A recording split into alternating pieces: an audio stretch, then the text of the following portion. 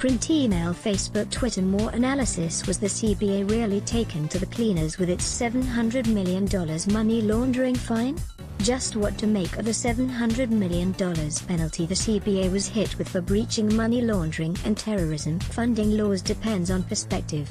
It is vastly bigger than anything meted out in Australia, absolutely obliterating the previous $45 million record of gaming giant Tabcorp for breaching the same laws. So from Tabcorp's perspective, it is a relief to lose that dubious distinction. Did we learn what went wrong? Not really. Who was to blame? Nope. But there are some things we did learn. Austrock moves up global tables. It moves Austrock up the global league tables in terms of financial outcomes. It is more than double the biggest penalty, $290 million, extracted by the UK regulator, the Financial Conduct Authority, from Deutsche Bank last year. Over $13 billion worth of very dubious transfers to Russia. The US fined Deutsche Bank $425 million for the same offenses. However, it is well behind the clubhouse, or should be doghouse. Leader, France's BNP Paribas hit with an almost $12 billion settlement in 2014 for violating US sanctions against Iran, Cuba, and Sudan. So it shows the Financial Intelligence Agency now has some clout, confidence, and importantly, cash. CBA happy to settle. From CBA's point of view, it is about double the $375 million it set aside to dispose of the matter.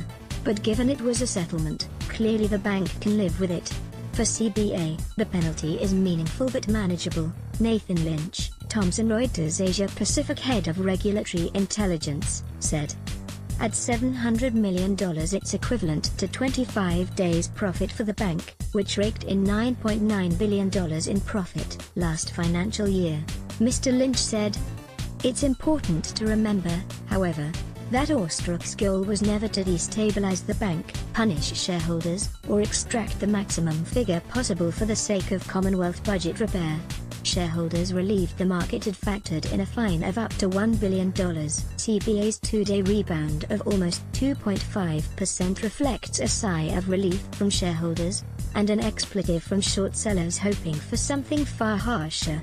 The CBA still has plenty of other costs to factor in. There's a $200 million provision set aside for costs and compliance from the Banking and Financial Services Royal Commission. CBA's lawyers missed the Austrock matter by a factor of 100%, so the Royal Commission provision could be on the optimistic side. CBA also has $100 million set aside to fix up its completely deficient anti-money laundering/counter-terrorism funding, AML/CTF, systems. UBS bank analyst Jonathan Mott thinks the bank is dreaming if it thinks that one-off cost will fix things.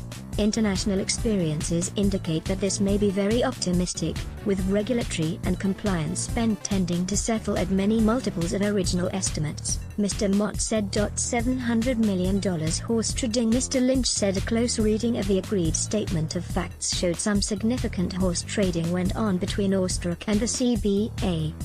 There was horse trading in the statement about admissions of liability to protect the bank and its management from class actions, he said.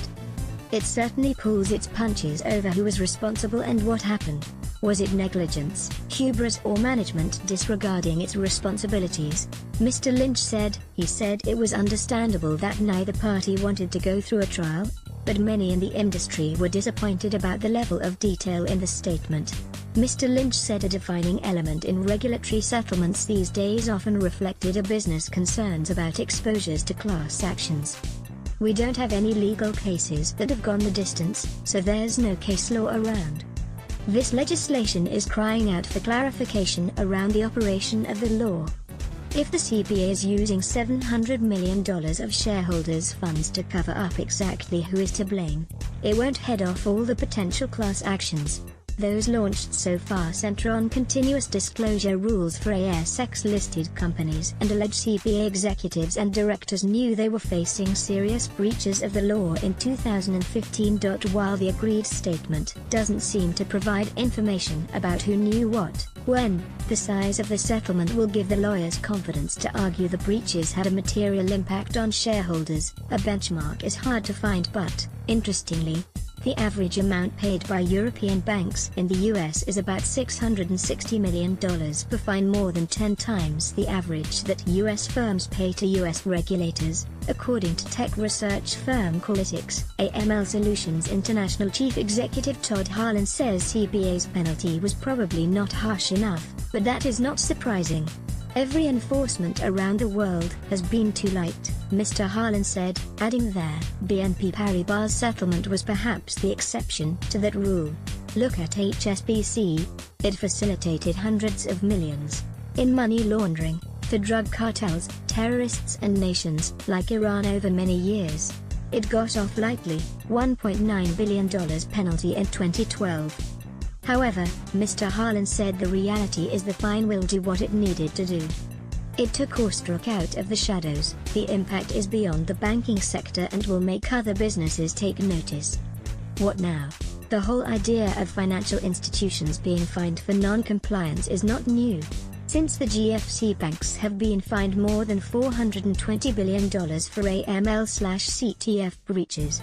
The global regulatory technology business Kike says that will be closer to $525 billion in the next 2 years. Kike managing director David Cassidy says judging by global experience, the number of cases Ostrach will uncover will accelerate. Now it is a proven track record, experience in handling big cases, and perhaps even more significantly, more money. What we've seen once one case comes out, more follow, Mr. Cassidy said. Mr. Cassidy insists the biggest impact wasn't on the CBA, but Australian banking in general, which should be happy with the outcome. Counterparty banks overseas will be pleased because it shows them Ostrach is a serious regulator and Australian banks look like fixing their problems. However, this not the end of the matter, rather the start from Mr. Cassidy's perspective. Whatever the regulations are now, they'll increase exponentially as Australia is a net importer of regulations from Europe. Australia is falling behind as a signatory to global conventions. Australia is obliged to keep up with AML/CTF rules, like the US. Australia hasn't. The so-called second tranche of regulation, extending the rules to accountants, lawyers, real estate agents and small business, is bogged down in a political quagmire. It might be bipartisan policy, but you'd never guess given the lack of progress to capital LAW law. That may well be because the current AML/CTF net captures around 14,000 business. The second tranche would rope in more than 100,000 small to medium businesses into some seriously expensive compliance rules. Mr. Harlan said he has done work for companies on the new rules in developing economies, while the likes of Australia and the US do very little. On a global scale we are well behind, Mr. Harlan said. It's been around for 10 years. The legislation is there ready to go, but nothing is happening. With a $700 million trophy in its cupboard, Ostrach may have now have the political clout to push for the laws to be extended outside banking, gambling and financial institutions. On the other hand, the sheer number of votes that can be marshaled by small business means you wouldn't bet on change anytime soon. Print, email, Facebook, Twitter, more.